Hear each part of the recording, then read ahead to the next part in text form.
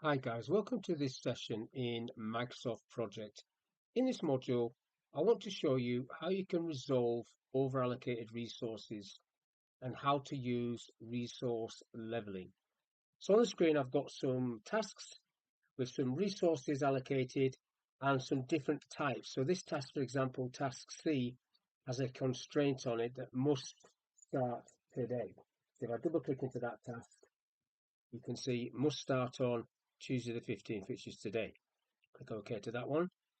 Also, this task has a priority of 700. Now remember, the default priority for tasks is 500. If I just double click on that one, you can change that priority on the general tab. You have priority is 500 as default. It goes from 1 to 1,000, where 1,000 is more important than one with a priority of 1. Click OK. So that one there, 700, is more important than that one. And you can see the constraints there. So I've added the priority column. I have added the constraint type column. Must start on. Now you can see down the left-hand side that I've got some red men where people are over allocating. I've done that on purpose. So what you've got on the resource tab is this area here where it says level. It says level resource, so you can select a person. So for example, if I select Anne and then level, it will level Anne if Anne was over allocated. I don't think Anne is. So let's have a look at Ben, one of these. Let's level a resource. And we've got Ben there. So let's level Ben. So I've leveled Ben, and what it's done there, it's moved one of these tasks to sort Ben out. Now you've got an option there to clear leveling, which I will do. Okay. So that comes back and we're all red again. Now, if I go level all, that has split some of these tasks. So this one hasn't moved, but it's got longer. If I clear leveling, so it's gone to 4 days. Clear leveling, all. It's gone back to 2 days. So that's what the leveling did. It extended that. I'll do it again. Level all. So to make that so nobody's over allocated, that can't move. So it's gone longer. This one hasn't moved because it's got a priority of 700. That's why it went longer. Can't move. This one's got a constraint on, so it didn't move. Must finish on. That didn't move. And the other one at the top there was split. Now you can always clear leveling, okay, if you're not happy with the result. So I've just cleared leveling there. Now you've got leveling options where you can change this to be level by day, which is on at the minute, and to be honest, that's what it would be for this project because the day just durations in days. But if you had weeks or months, you could use that, or hours or minutes. I'll leave it on days. You've got the option there to level the entire project or just a certain part of the project. I'll leave that on entire. And then you've got this standard option down the bottom here where you can change it to ID only, the ID being the task number, or priority first and then standard. So priority, this column first and then standard. I'm going to put that back to standard. So what's standard looking at? So it looks at various things, including the priority and including the task number.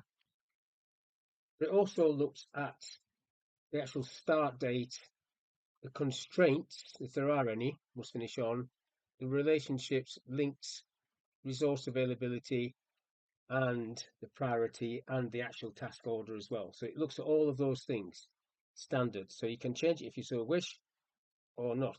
Now you've also got the top there, manual and automatic.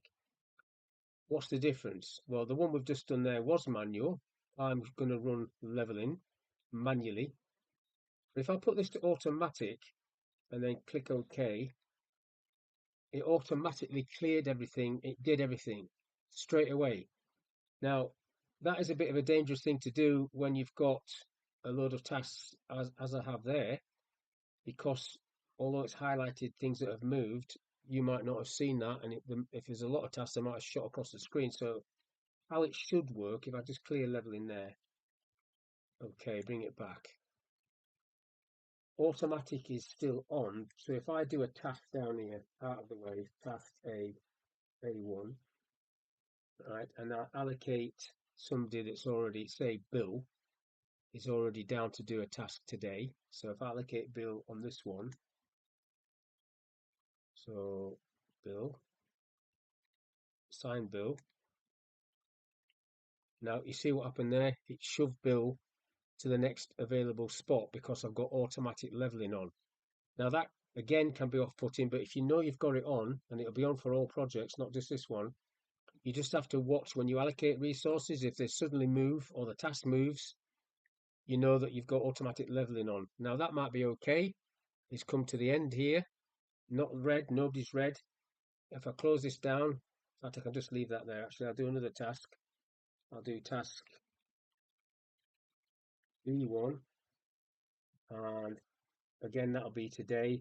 I'll do a 2-day duration, and I'll allocate somebody else that's going to be over allocated. So I'm looking at, I'll go for Carol. So there's a 2-day task. Carol is on that task. So this should be a clash.